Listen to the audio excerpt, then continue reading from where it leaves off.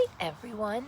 So I am out in my backyard, or side yard I should say, and I am loving that it is spring and that all the flowers are blooming. And one of my favorite flowers is a bush called viburnum. And I don't know if any of you have it, but when you walk, even if you don't have it, if you're walking down the street right now and you smell something that smells absolutely beautiful, it could be viburnum.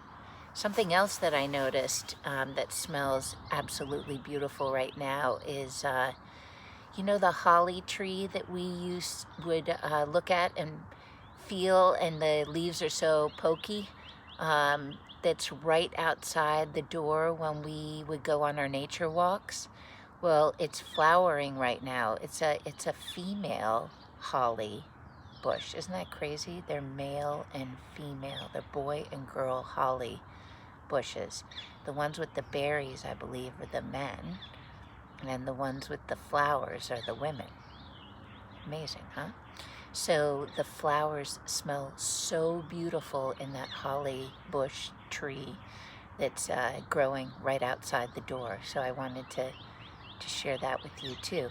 So here I am, and I am going to read 2 books about bears, and because we talked about bears and hibernating, and I don't know if any of you had a chance to look at the video that I sent about a bear waking up from hibernating. It's really cool. I've never seen anything like it. And so anyway, so these 2 books, one of them, you know the way we talk about how books can be true or totally made up, not true at all, or a combination of the 2. So this book is a combination. It's got a little bit of it's true and a little bit of it's not true. And the part that's true is about a bear who was hibernating and he's waking up. The not true part, of course, is that they're different animals speaking, saying, wake up, wake up.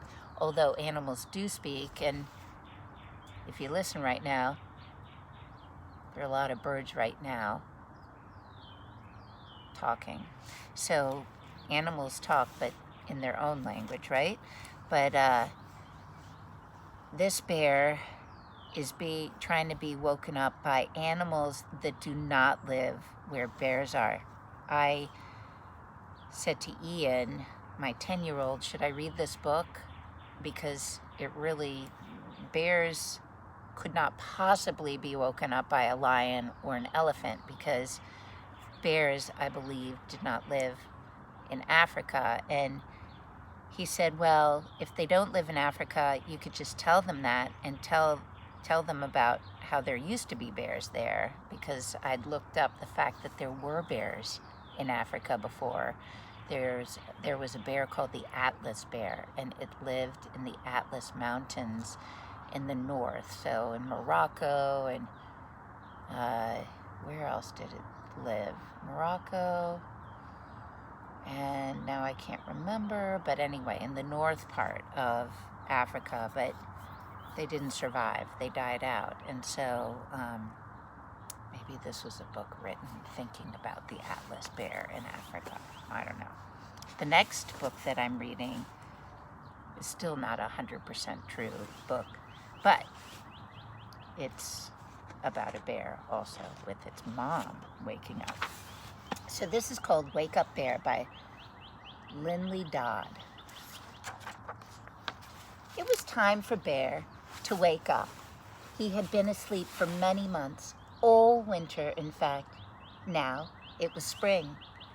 Look at his paws sticking out. His friends came to his cave under the bulbul tree and said, "Hi, Bear, time to get up." But he wouldn't wake up. He just lay there, smiling dozily, and went right on snoring.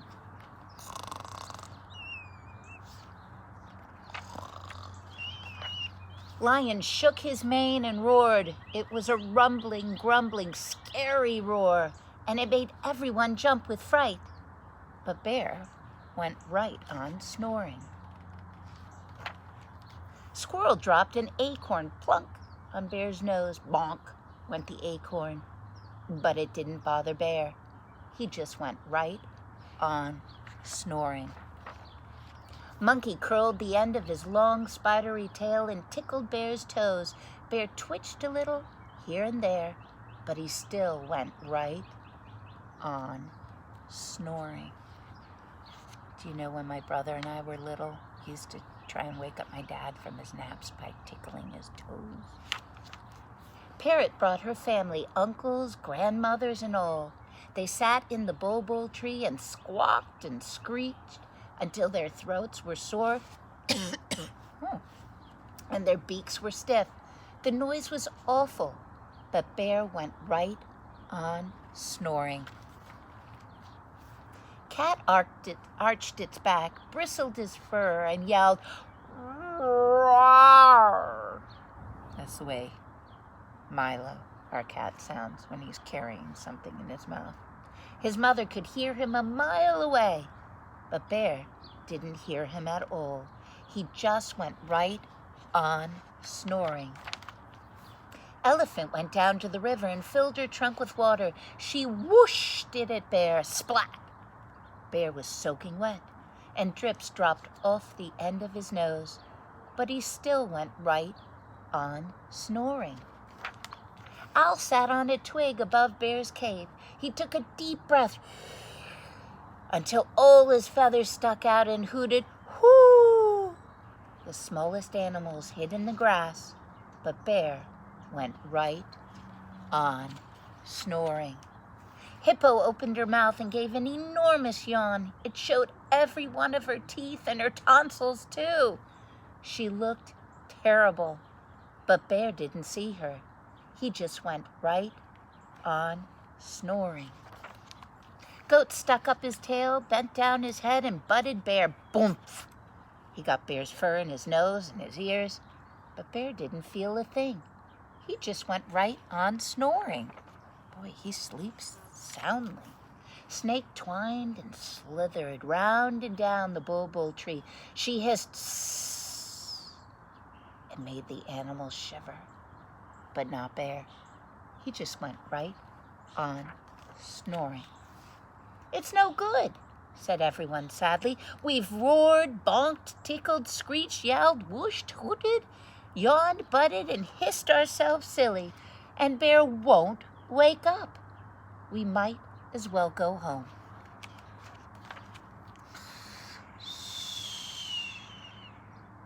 Just then, a bee came buzzing by. Zzz, went the bee around Bear's head. "Honey," said Bear, and he woke up. And that's the end of the book. He reminds me of Pooh Bear. Doesn't Pooh Bear love honey? And he does anything he can do to get honey. So here's the next book. It's called When Will It Be Spring? And guess what? It's spring here right now. So I thought it would be a good book because that's where it ends. Remember at the beginning of the year we talked about fall or autumn? That's where it starts. "Come inside, Alfie," said Mother Bear. "It's time to sleep, and when you wake up, it will be spring." "When will it be spring?" asked Alfie. "And how will I know when it's here?" Mother Bear replied, "When the butterflies float by looking for new flowers, then it will be spring." Look at him playing in the leaves, like you do. So Alfie snuggled down to sleep. But when he woke up, Alfie could not tell if spring had come or not. He tiptoed across the floor of the cave, rubbed his bleary eyes, and saw butterflies. Is that a butterfly? "It's spring! It's spring!" cried Alfie. "Wake up, Mother. I see a big gray butterfly and lots of little white ones." But when Mother Bear came out, she could only see the soft fall of new snow. "Winter has hardly begun," she said. "Go back to sleep, Alfie." "But when will it be spring?" Alfie wanted to know. And Mother Bear mumbled sleepily, "When the swallows arrive and there are birds in every tree, then it will be spring." I hear the birds right now. Then Alfie curled up again to sleep. And when he woke up, he was sure it must be time for spring. He crept across the floor, peered outside, and saw birds in the trees. "Mother, wake up!" squealed Alfie. "Spring is here. The swallows have come, and they are singing in the trees."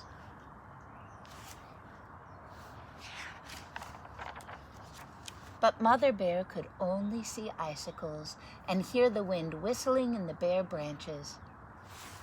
Look what they are. They're actually icicles with leaves attached. But Mother Bear could only see icicles and hear the wind whistling in the bare branches. "You're dreaming, Alfie," she said. "Now go back to sleep." "But Mother," said Alfie, "when will it be spring?" And Mother Bear, already half asleep, grunted, "When the sun is bright and the air is warm, then it will be spring." So Alfie burrowed down in his bed again, and when he woke, he was quite sure spring was here. He padded along the floor, looked out, and saw a bright sun. "Mother, you've overslept," cried Alfie. "Wake up! Spring is here. The sun is shining, and it's getting warmer." Look how excited he is. But Mother Bear could only see the hunter's fires and quickly hustled her cub away. "Now go to sleep," she said. "I will tell you when spring is here." Look at the wolves. Those are the hunters. So Alfie slept and dreamed of butterflies, birds, and sunshine until something icy touched his nose. A tiny, tiny stream of water was trickling through the cave. Alfie shook his mother awake, and she growled, "For the last time, Alfie, it is not spring." But Alfie patted her hopefully until she got up, stomped through the doorway, and saw spring. Mother Bear rubbed her eyes and blinked in the warm, bright light. "Spring is here after all," she said with a smile. "But where is Alfie?" Look where Alfie is. He is asleep in the flowers. He was too tired, and he kept waking up and was overtired when he when spring came. So, lots of love, everyone. I hope you enjoyed the story and enjoyed the day. And I will see you tomorrow. Was that a butterfly that just flitted by behind me? Maybe it was. Lots of love. Sleep tight if it's the nighttime, and good morning if it's the morning. Toodaloo.